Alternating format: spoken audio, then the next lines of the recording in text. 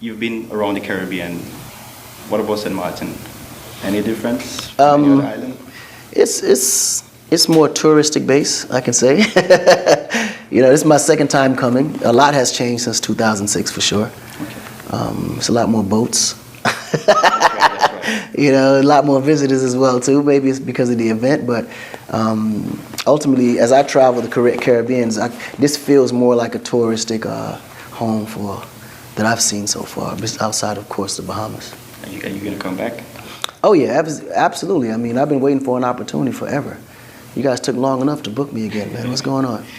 No, you got to ask Heineken for that. Well, it's great to have you with us. Absolutely. Always, follow your music since you came out. Thank you. Locked up, like when I heard Acon has, from Africa, Senegal, I was like, wow, it's amazing. No, all us Africans that live overseas as well, it's an encouragement to be here with you, and I'm honored, to sit here with you. But something that strikes me is what you're doing right now in Africa, because I'm following what's happening in terms of business in Africa. Also, your Acon Lighting African project, how did this all got started? Well, ultimately it started because I go back home as frequent as possible. And I always go back to visit my grandparents, cousins, and my other family members there. And they live in this small village called Kolak. And when I left there about 20-something years ago, I came back to visit 20-something years ago, and it still looked the same. It seemed like the same rock was in the same place. It was the craziest thing I've ever experienced, and they were still living under conditions where there was no water pumps, clean water, no electricity, living off candles and kerosene lamps, and it's just like something has to be done about it. And I just couldn't understand how you have the grid in the city, but then when you reach out to the rural areas, there was nothing there, and the majority of Africa is in the rural area. So I just wanted to do something about it, and I always felt like when you go into business anywhere in the world, you want to go into the places where there's a need for it.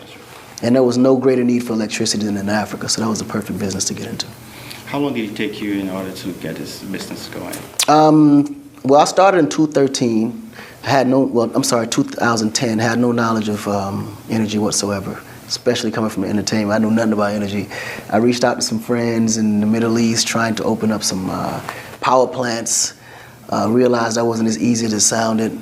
And 3 years later, in 2013, I met up with a group of guys that I decided to partner up with. One was Samba Bachili, who was he was doing infrastructure deals in Africa. And then another friend named Sean Young, who was doing like a entrepreneur program called Give One for, the up and coming entrepreneurs throughout Africa. And kind of brought in some, I just didn't want to come into it alone, and I wanted to also find ways to grab areas where I was weak and bring in people who were strong in those areas to take me over the top. And that was just like creating a partnership that led into Acon Lighting Africa.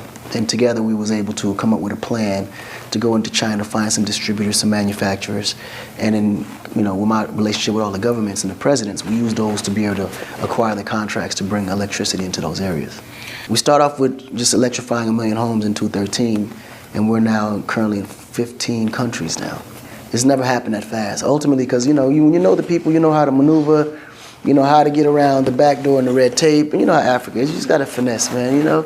So we found a nice plan that made sure everybody was going to be compensated from a standpoint of whether it was energy, whether it was finances, whether it was resources. Everything was in a position where everybody wins. And when you can come up with a program where everybody wins in Africa, then you can be successful. We know that solar has its drawbacks also. How do you overcome that? We know you have a school academy that you set up in Mali. Yeah. First of all, why was Mali the choice? I mean, you're from Senegal. I would expect you to have it in your hometown. What was it about Mali that allowed you to set up there first? Well, the reason why we built the Solar Academy in Mali is because our first contract was Guinea-Conakry. And we had over 45,000 street lamps that had to be installed there, and over 75,000 to 100,000 home systems. So we needed to build a facility where we can train the locals to be able to provide the jobs. Because the way we set it up is every contract that we get, we hire the locals. We train them to install, to maintain. And Mali was the closest place next to Guinea that we can be able to set up the facilitation and also get all the resources we needed to be able to fulfill that contract. And plus, one of our partners is from Mali as well, so he could be there to oversee the project. So it just made more sense to do it there first. But of course, as we build bigger projects, we'll be building academies around the world as well. Okay, we live in the Caribbean where they are from African descent. And some of them do have money and want to invest. Is Africa really a place to invest now?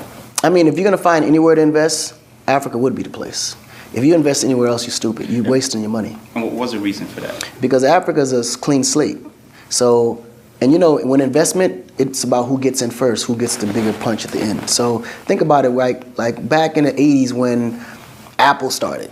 No one knew Apple would be the biggest, but those who invested in the early, you can see the like think about it when you come think about McDonald's or Coca-Cola, these were small companies at one point, but you had someone like a Warren Buffett who saw the vision and invested in it early. Now they become, because they were the first to do it of that kind.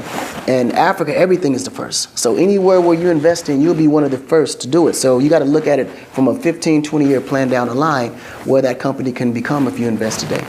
You think what you're doing right now in terms of Lighting Africa, your projects, and I believe many other projects that you have also, do you think you're setting a stage for other Africans that are doing well also overseas to make that step? Oh, I mean, well, one of the main reasons why we did it, because we wanted to be a message to the diaspora.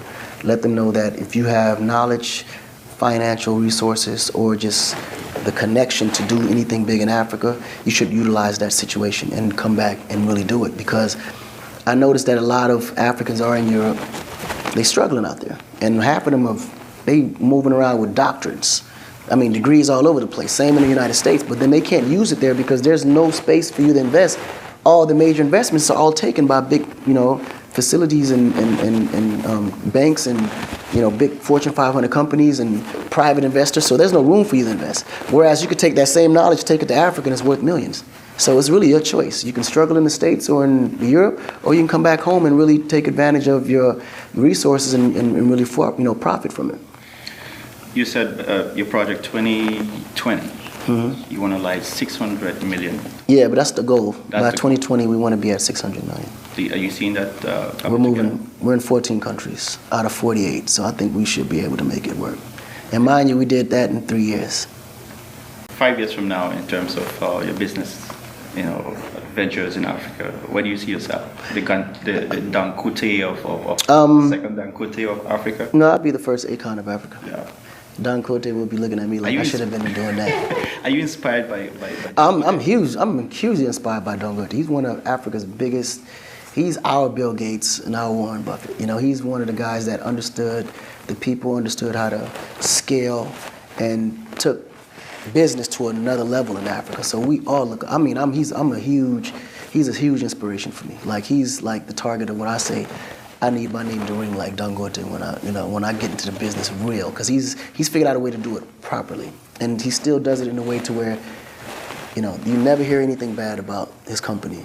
It's always growing. Even the Europeans and the Americans respect it, and he's very conservative, clearly, right? But he's in a position that he sets a role model for all of us younger entrepreneurs in Africa on how business should be set up in the motherland. Well, thank you very much for being with us today. No, absolutely. Absolutely.